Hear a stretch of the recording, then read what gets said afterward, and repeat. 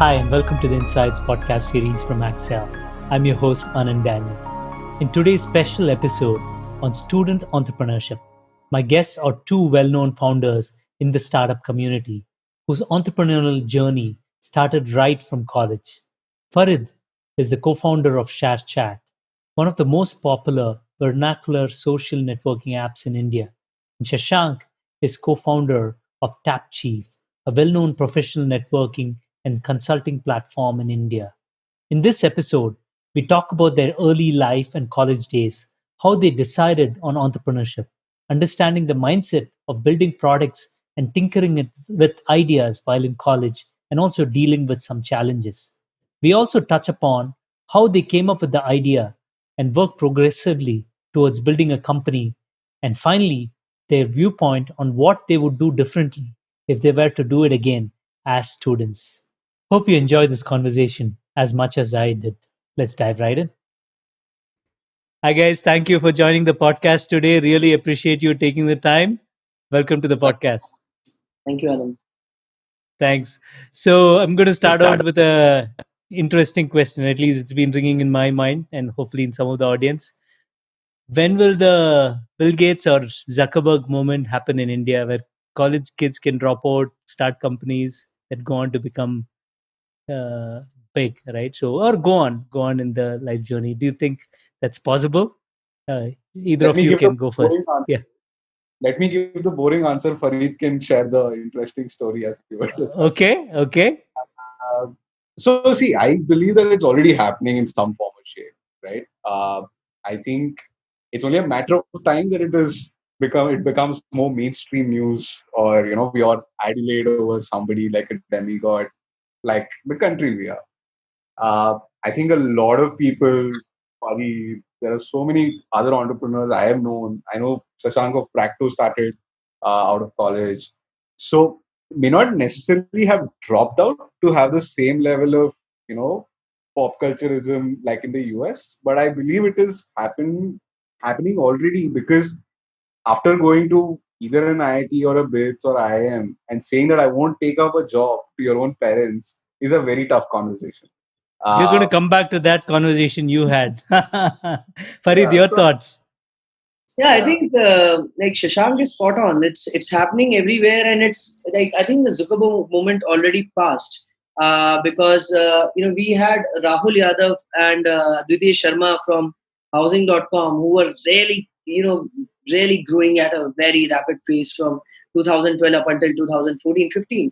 And at the same time, I remember InShorts also started out, and they Mhm. also had dropped out from their college. And we had an option. We were living at the same time while in IIT Kanpur whether we should drop out or not. And then, as a conscious choice, we decided let's not do that. Let's not do that. Let's try and build as much as we can while in college, because the game is not just about becoming a billionaire in 3 years. It's about building an everlasting business, building something of value, building a legacy, and building something that creates an impact in the society, in the environment, and changes the world forever. Now, that's exactly what people think about visionary entrepreneurs, that they are going to do that. But you can't do that overnight. You really have to toil your way into it. And a few years of the roof above your head, and while you become better at things that are being taught, and you become better and you also become better at things that matter. If you have the roof under on top of your head at that time, I think that's far more valuable than just deciding कि नहीं, I am Anil Kapoor, I'll just go and be Nayak here. You don't really have to do that. There Got it. and there are so many studies out there which have said that college graduates are more likelier to succeed. When there is so many studies about it, it makes sense that sometimes do complete your degree. It just is a far easier thing. But anyway, it depends on from people to people and depending on what you're studying. Okay. You don't think, good to hear that both of you think it's possible today and people are dropping out and some have done that. Okay. Let's go back to your stories. So that's what we want to hear, mainly focusing around the time when you were in college and then just when you were starting up. But before we get into that, maybe Shashank, you can give us a quick background. Farid, you were earlier in the podcast, you shared, but we'd love to also get your quick background, early days, where you grew up schooling. So we'll start with Shashank. Yeah. Yeah, sure, Anand. So I'm a true blue-eyed Bangalore boy. Lived here all my life. Grew up here. Uh, in fact, so cocooned in Bangalore that I was very clear post my 12th that I had to get out, not just out of Bangalore but out of Karnataka to a seemingly far enough location where I felt I could be tested, and I could have a reasonable amount of exposure to the world. So out of the many choices I had, I landed up going to Pilani because it seemed one very alluring as a place, and I'd also heard a lot about it when I was a kid by virtue of a few relatives, etc. So yeah, going to Rajasthan from Bangalore was a very very different experience, but I think that experience shaped the rest of my kind of adulthood, you can say. Hmm. But otherwise, as a kid, I was, yes, reasonably studious, but I've done everything from selling game CDs. I've done computer game CDs to running like a library, which I set up with a few friends. So did a lot of those small stuff, and I didn't realize until I went to college, until I started despising going to classes, that okay, I want to go back to build something, right? So yeah, so that was a very quick early journey. Both my parents are bankers, etc. So no correlation to business in any form. But yeah, I'm glad whatever has turned out uh, ever since. Awesome. Awesome. Thank you. Farid, how about you? Where did you Yeah, grow up? Maybe pre I college? think Yeah. I've been quite the opposite to Shashank, because I grew up in various parts of the country, living for 3 years in one city and then getting transferred to another, because my dad was in the financial services sector, where he used to get transferred every 3 years, and I ended up growing up across Mumbai, Delhi, Bangalore, Bhopal, not Bangalore, sorry, Mumbai, Delhi, Bhopal, Kanpur, Lucknow.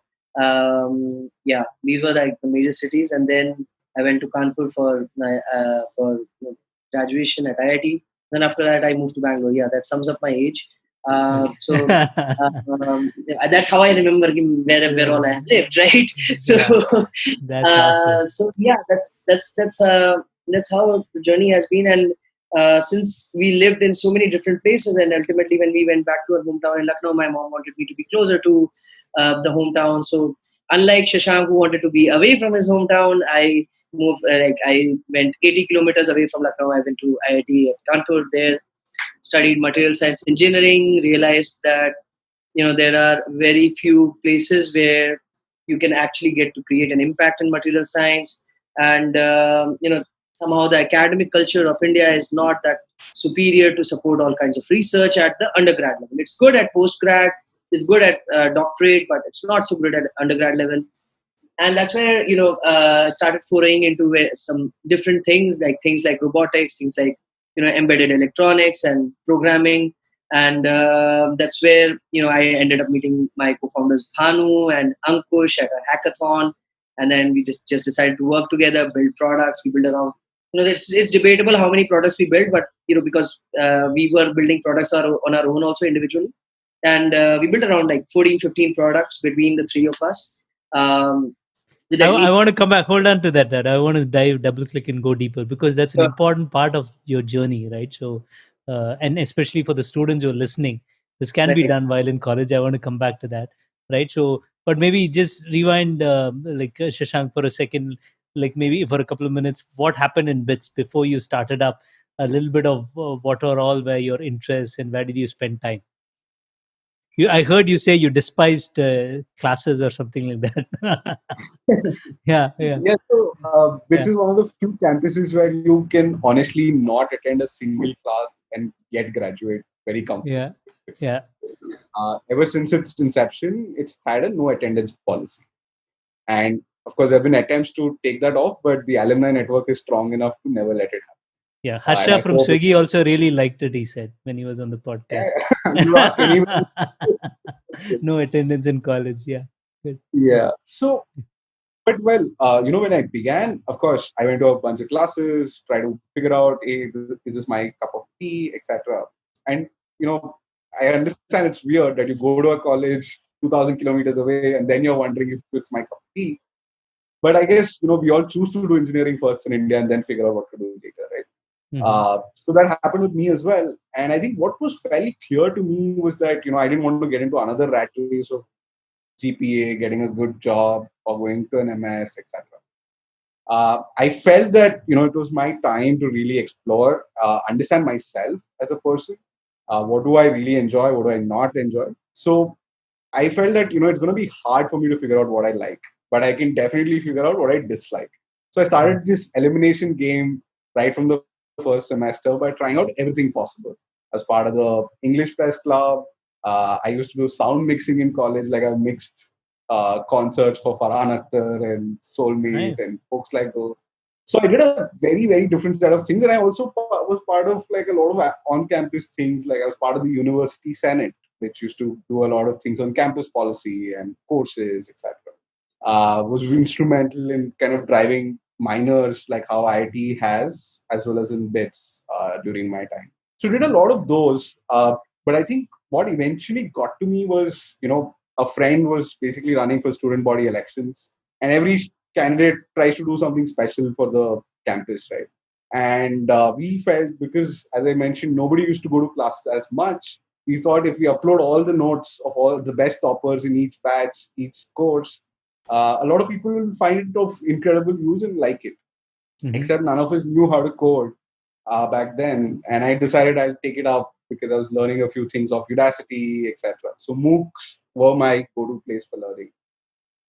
So yeah, we built that out, and we I spent a good amount of hours, built it out, made it live, and I think in 2 hours the site went down because literally half the campus was on it because there were Hmm. exams upcoming, etc.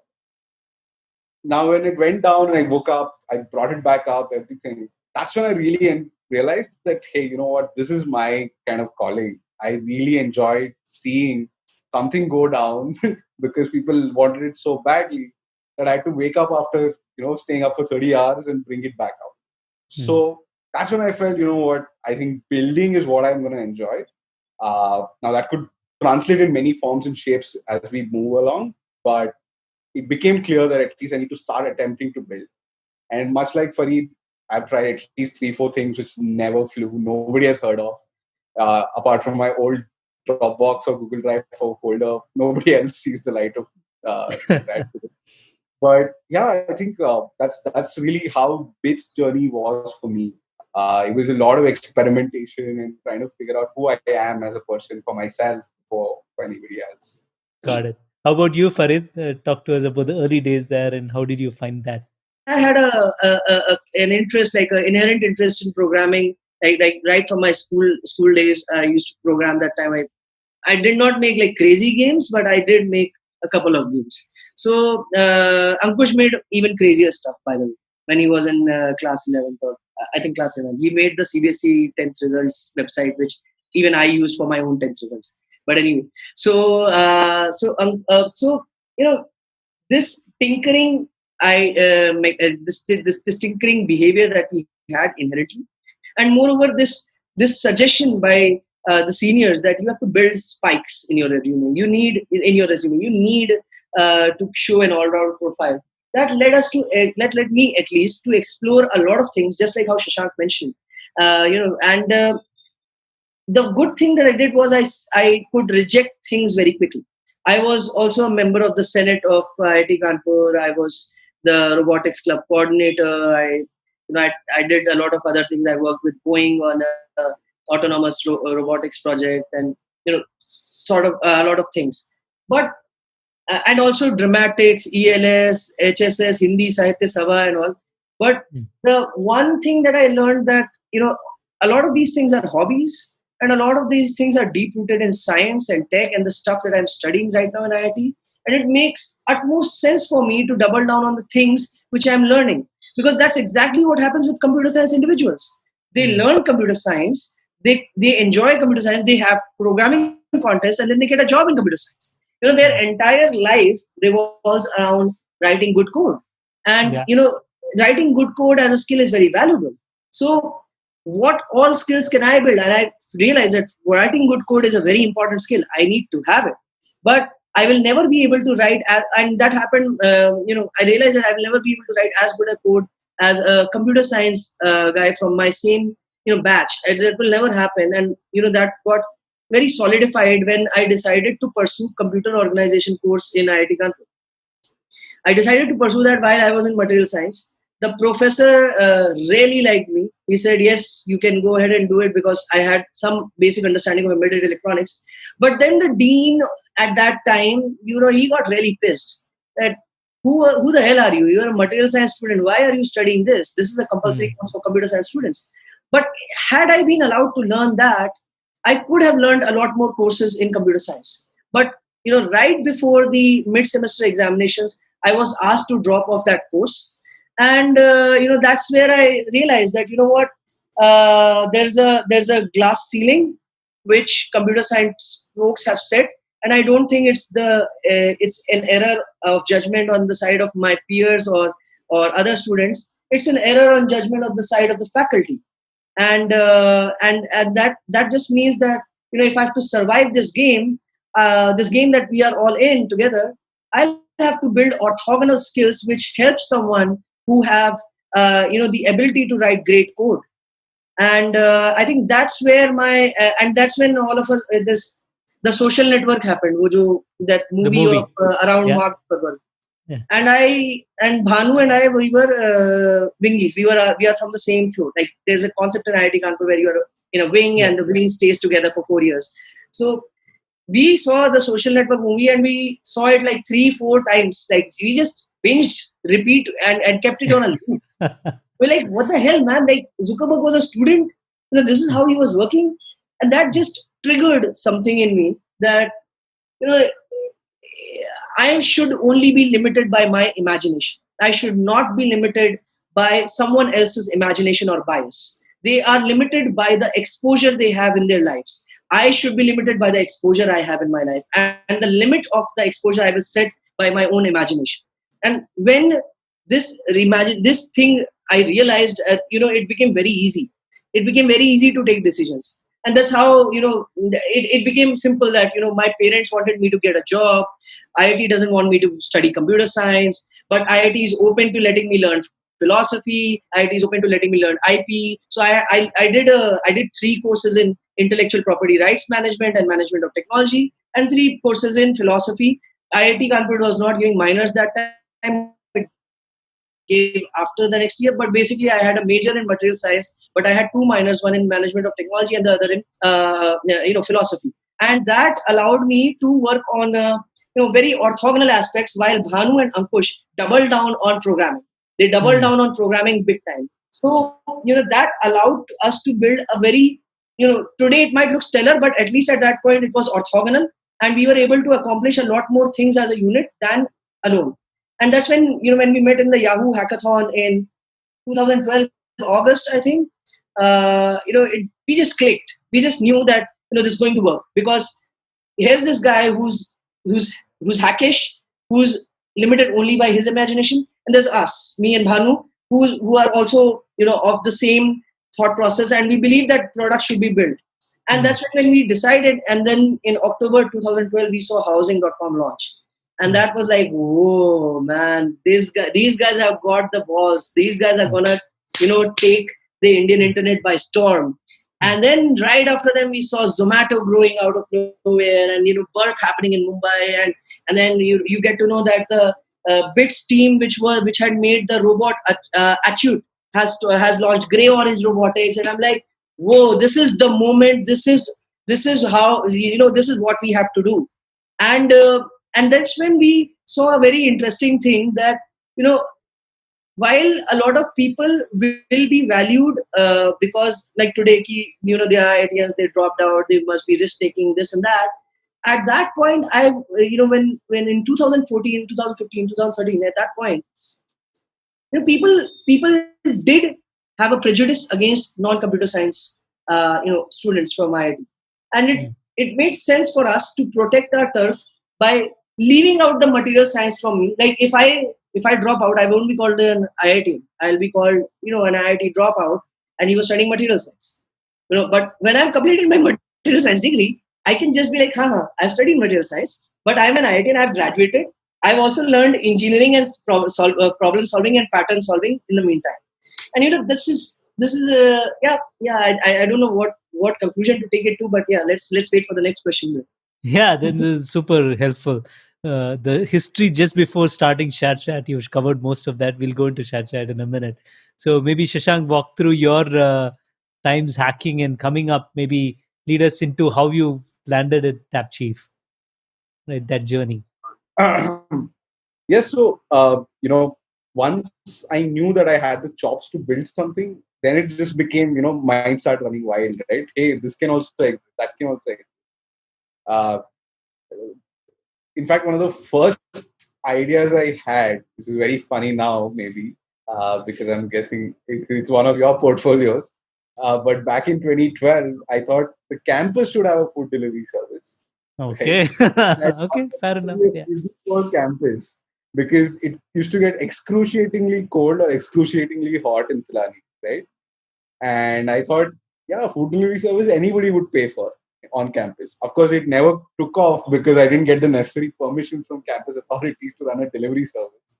But even at that time, I felt something as simple which could solve a user need, which is every student's need. Because otherwise, what we used to do is to call a junior and say, "Hey, jaake leke aa," right? So always thought that this would be a great replacement. So it literally started from stuff like that. Once I knew I had the chops to build out whatever I wished to. Then, tried multiple things. Tried like a photo sharing app. Tried like a travel. What is now a travel triangle. You know, booking tours digitally for people. So yeah, I tried a bunch of these things. Not that it didn't go anywhere. I think because as you can imagine, all are pretty straightforward businesses, right? Except with the digital layer. Except that I wasn't finding that kick or the passion that hey, this is awesome, and I Hmm. am really enjoying it, and I'm proud of what I'm doing, right? Until basically, so my sibling as well as my co-founder's sibling both were preparing for their own JEs simultaneously. And they used to reach out often saying, hey, bhaiya, ye doubt solve kar do, rotational dynamics samjha do, etc. But being in third or fourth year, and I'm sure Farid also can attest, you're in no mood to sit and answer IIT JEE questions, right? Yeah, You're like 3 years past it. yeah, So, but we felt, and we saw another trend where on campus, a lot of students had now started trying to figure out ki, how can we do part-time work? Can we earn some extra money? That could just be extra beer money, extra trip money, whatever it may be, but can we earn some extra money?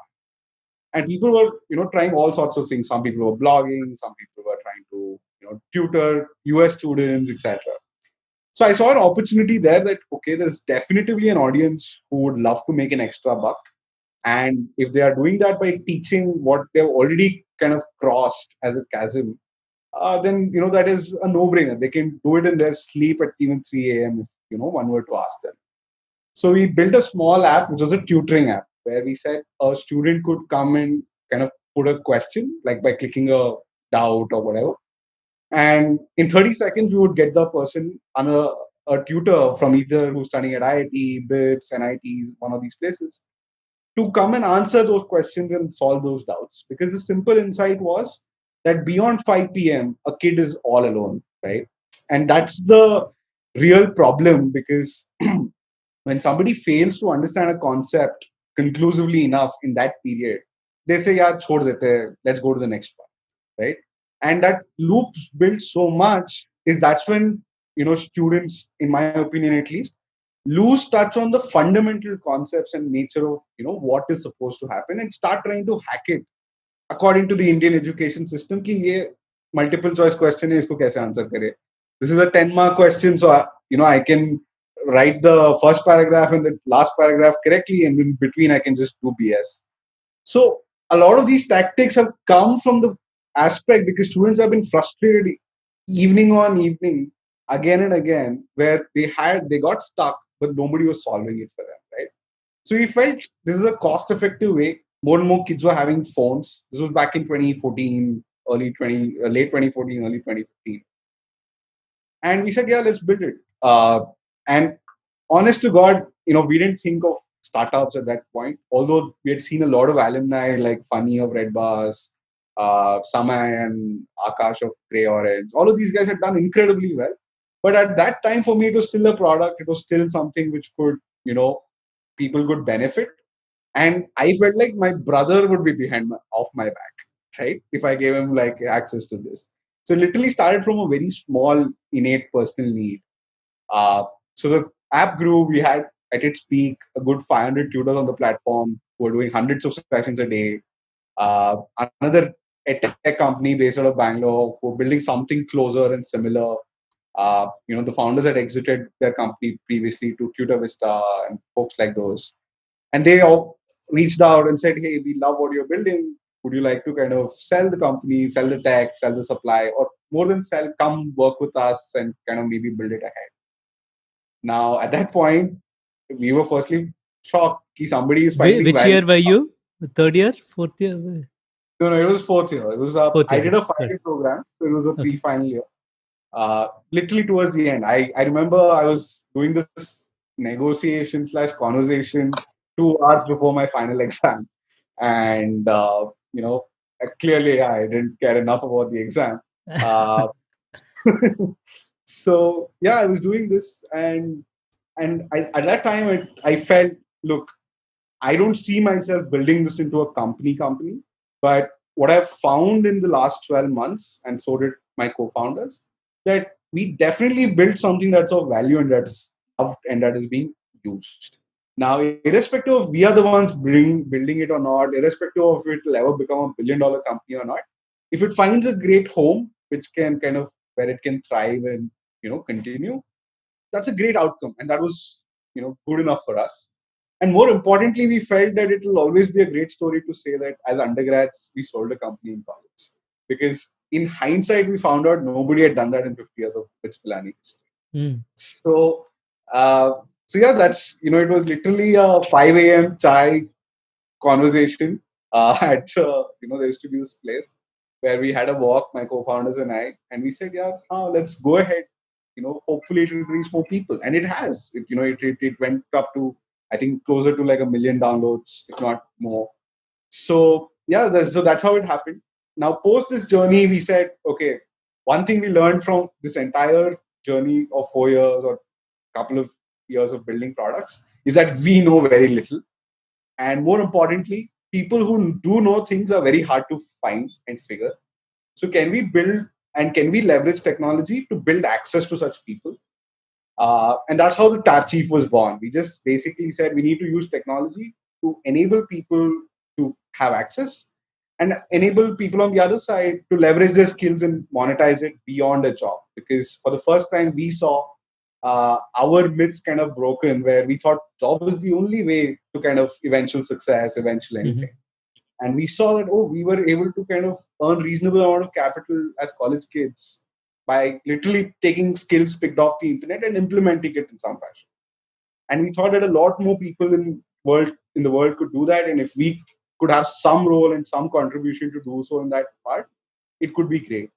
So that's how Tapchief began. We started off as a platform where people could consult, domain experts over calls, etc. Of course, we have evolved a lot now, and especially post COVID, etc. Today, we are a platform where effectively any business can get their work done in a few verticals. Could be content creation, graphic design, etc. And it's completed by our network of the freelancers, solopreneurs, etc. that exist on our platform. So in essence, just the whole concept that can we literally said helping other people earn money must definitely become be a good business. So let's go ahead and do it. And that's literally how we started. And yeah, I think 4 years later, I would say zero regrets. I'm extremely happy, irrespective of different ups and downs, etc. I think very happy about the fact that we chose to say let's go build ahead, build again. Because worst case scenario, we can go get a job in 6 months' time. But if we don't try to build it today, I don't know if we ever will. So Got it. yeah, That's so very glad great. to have done that. Awesome, man. Farid, maybe you've shared the story earlier, but love to get a quick version of how you landed on the Sharechat idea. You, yeah. We saw that there's a very strong behavior amongst people of non-English internet to share content onto their WhatsApp groups. And they feel cool about it. They feel that, yo, I've got you the Sachin video. And Ankush, I and Bhanu were not able to get to terms with it. You can do a Google search, man. You can go and see YouTube. And that's when it became very difficult to absorb. We saw culture shock. Like, we were IITians with which had 7% of the country's bandwidth dedicated to them. Country's internet bandwidth dedicated to them. And all of a sudden, we see this user who's struggling to use Google and just focus on their WhatsApp. And that's when we started observing this user. And we saw so many things about this user which were pretty much similar to the first behaviors of everyone on the internet when Yahoo came around. The difference was this user was not English first. This user was not on a desktop. This user was not rich. This user did not have great internet. This user does not know anything beyond their own language. This user has a cultural sensitivity and a cultural sensibility that is known very, hyper locally. And we just kept compounding on all of these insights. And the biggest insight, of course, was share to WhatsApp. And we compiled all those insights, and we just built a product on top of those insights. And that's exactly what it did. It started growing on its own, and then we over time we decided, okay, it's growing. Meanwhile, let's just improve the product. And then over time we realized that you will run out of content, so you need to be UGC. If you are UGC, you need to maintain the motivation of the creator. So if you can put psychological motivations, that's pretty much like a community or a forum or a social network. If you make it of people known and you are able to do contact syncing, it will become a social network. So we started from a need of content and jumped to social network from 2014 December till April 2016. From April 2016 till date, we have remained a social network. Right now, we are the biggest social network, and that's all because biggest Indian social network.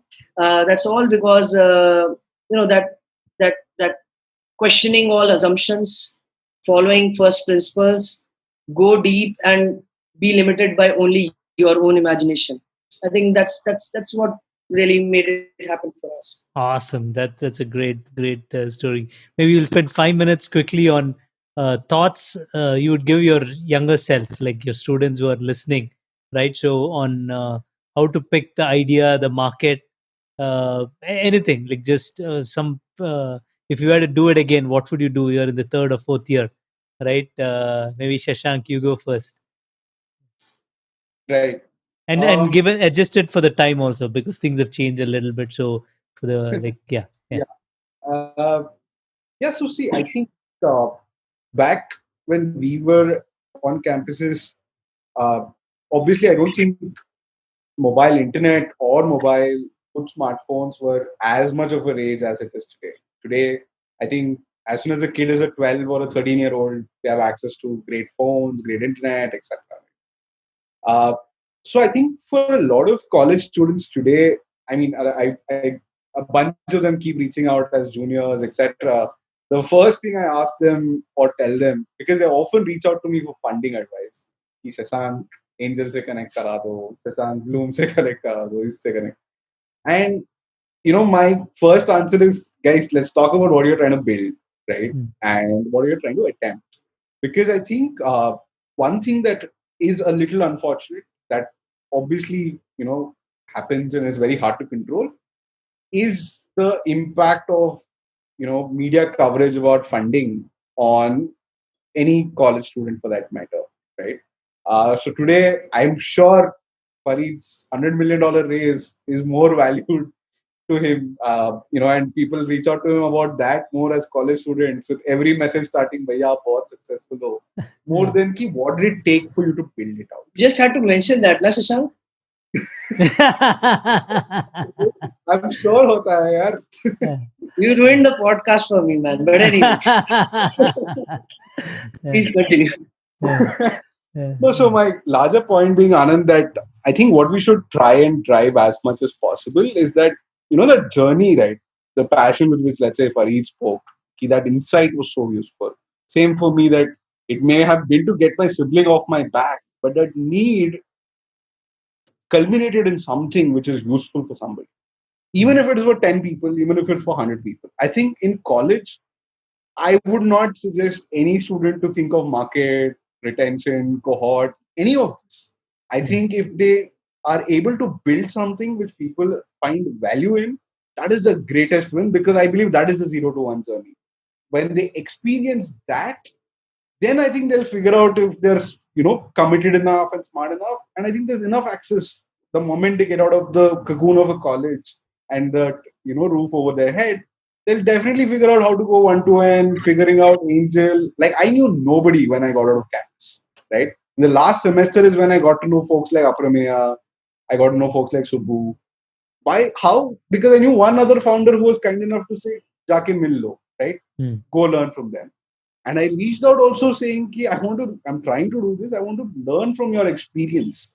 I didn't reach out saying, come invest in me, right? That was definitely not the first intent.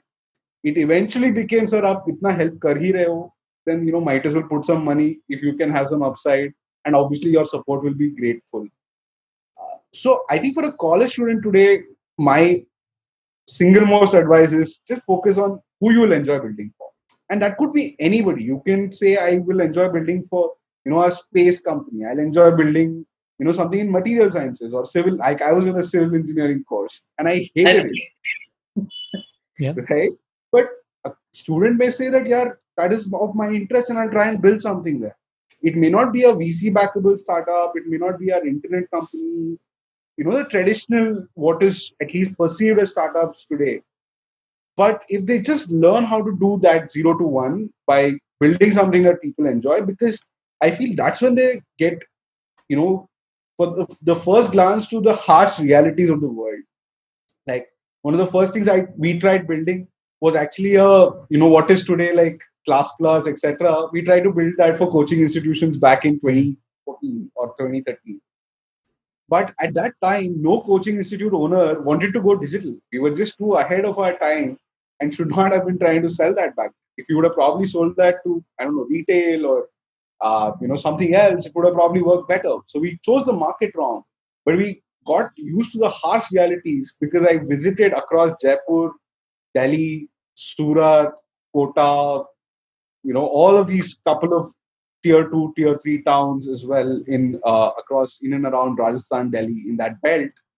And I've gone and met 100 to 200 coaching owners, and some of them have made me stand outside their door and pitch to them.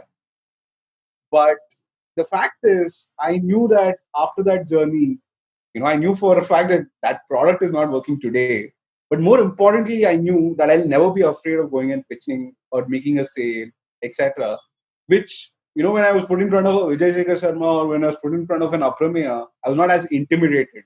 I felt like, these guys also sold something. I'm also selling something. Big deal, Yeah. right? Yeah. So I think that is very important for a college student to learn. The two things: one, that to not have that fear that somebody is so much greater, so much above me.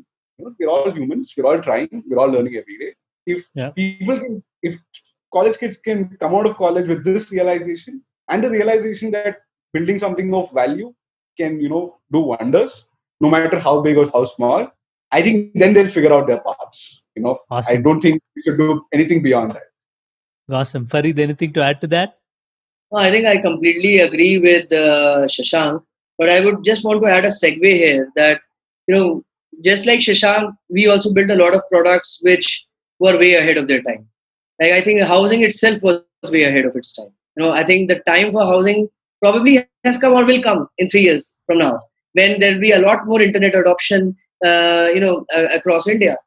But when you're building products, you learn a lot about how to cater to a user's demands. And that really teaches you a lot of things. And when you have to go out and sell, when you have to go out and pitch, I completely, second Shashank's thought here that, it just changes the way you approach any problem statement. You're not intimidated then. You're confident. And the confidence comes from the product ability, the product building abilities that you accumulate over time. Now, having said that, I would not advise every student to do the same thing. Why? Because I think there are a lot of paradigm shifts that will happen continually. And the one who captures a paradigm shift before everyone else, the one who has the headwind, would win. So a very important aspect about Sharechat's journey and Mohalla Tech's journey has been that we had been building Android apps from 2011. Now that ability of shipping out apps very, very quickly allowed us to give a fantastic impression to folks at India Quotient, because their portfolio companies had been taking 6 to 9 months to publish an app, and we had a far more complex app which we published in 11 days. So that ability which we accumulated while still being in college. Of course, I scored a 5-pointer and a 6-pointer during that time, instead of the 8-pointer, 9-pointer people generally aspire to. But I had built an ability which was valuable to the external world, and I think that understanding that Android as a paradigm will become important. And moreover, then Madhukar telling us about how Madhukar Sinha from India Quotient telling us about how the Indian internet is going to change someday. Mukesh Bhai will come and launch an internet platform, and then it happened. So we had the access to two different paradigm shifts at a headwind level. One was knowing how to build mobile apps, and the second one was knowing that the internet would become big someday in India. So for folks who have still not found a problem statement, are reading Paul Graham's essays and trying to see a problem statement around you, the problem statements are very easy. They're easy. Anything that causes you an effort, that should be removed. Human beings are lazy monkeys. We just want to be lazy, sit back. Somebody comes by a Swiggy, feeds us food. Somebody puts up a screen in front of us, shows us, Netflix movies, and then somebody comes and cleans our work for us, and then urban company comes and gives us a massage. That's exactly what humans want. You want to be lazy monkeys. But how do you serve this lazy monkey better? You serve this lazy monkey better by being ahead, and probably for today, I would suggest 3 technologies that people should definitely double down and triple down on, because they are going to be big, if not just in this decade, in 2 decades, that those technologies are going to be big. The first is AI. AI is going to be the biggest, leverage you can ever create in your team now. Like how Android apps was a leverage that we had over everyone else, that we can ship fast, so we can move fast, so we can have better UX funnels, so we can deliver better experiences faster to our last mile user. So similarly, AI would help you to probably solve that. Urban, you probably won't have to go on Urban Company and book a hairstylist or a masseuse. Your AI will figure out, Farid, your hair is grown. You need a stylist, man.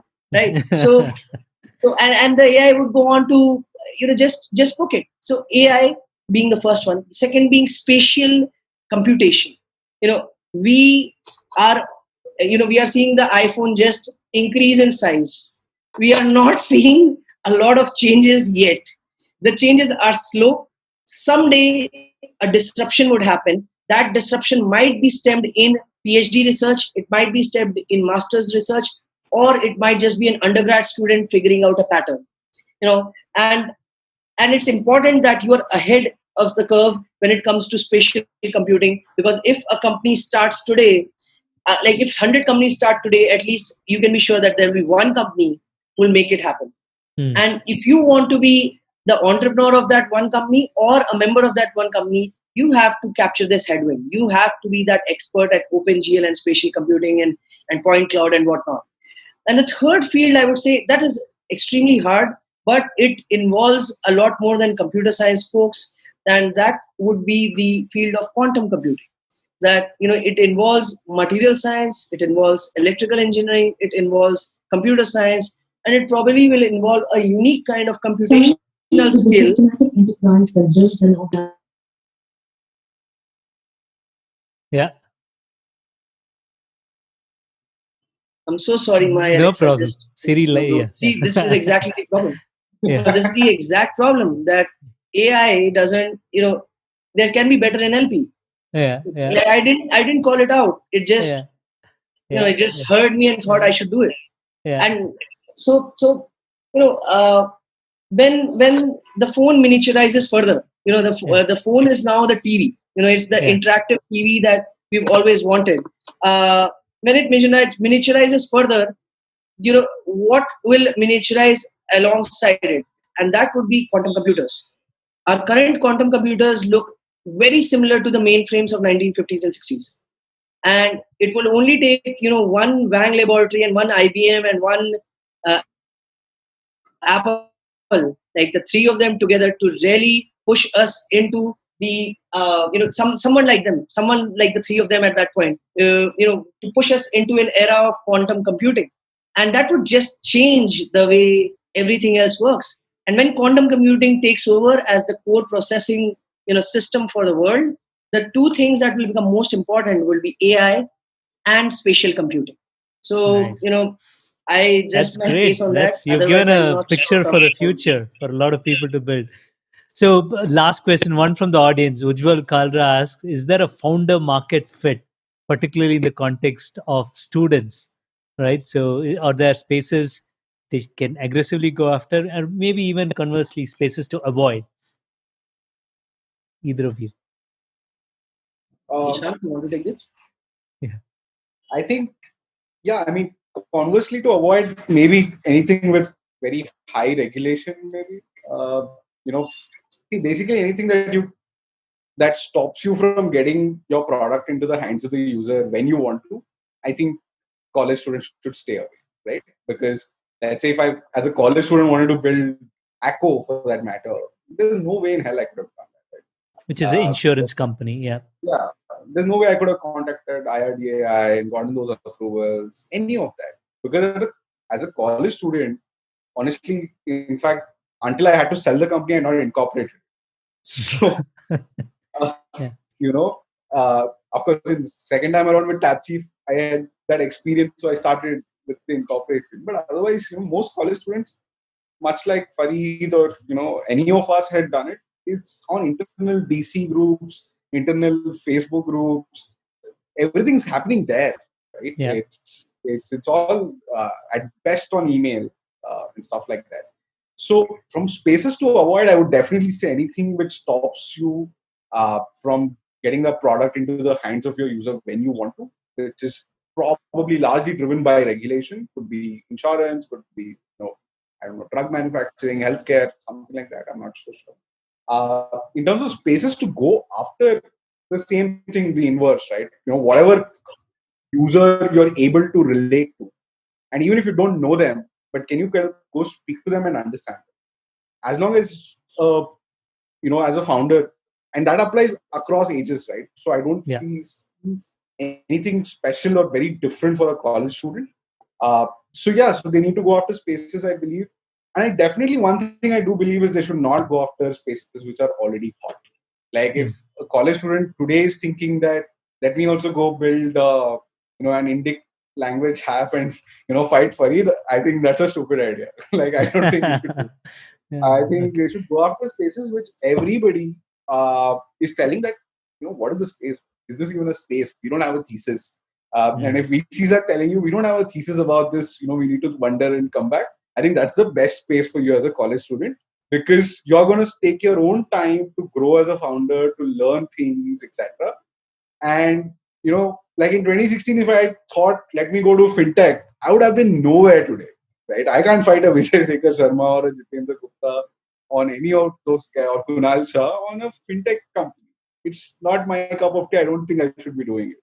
But if I pick a space which everybody is saying, यार ये तो बहुत गंदा है, आज तो नहीं होगा ये, right? ये Mm. तो scalable ही नहीं है, ये 100 issues, right? That's the perfect one, because if there are 100 issues, if the people like you guys with the money are saying that today is not the time, and today is definitely the time for me as a college entrepreneur to work on it, because 4 years later you guys will say today is the time for that, Yeah. right? And that will happen across conferences, across events, that and there will be a new X tech term that will be found. So Yeah. that day, if I am in the best position to leverage, that's awesome, because I can come to you and say, Anand, I've been working on this for 4 years. This has gone Great. famous today. I have been working it for 4 years. So I am the visionary. 4-year overnight success. Yeah.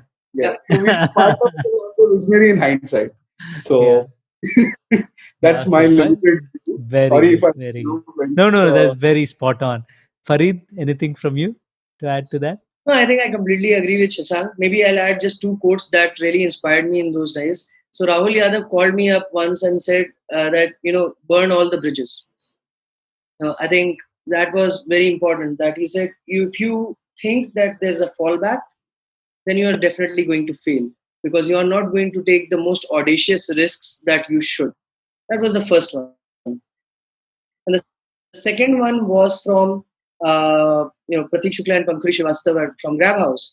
Interestingly, I had friends majorly from real estate portals, right?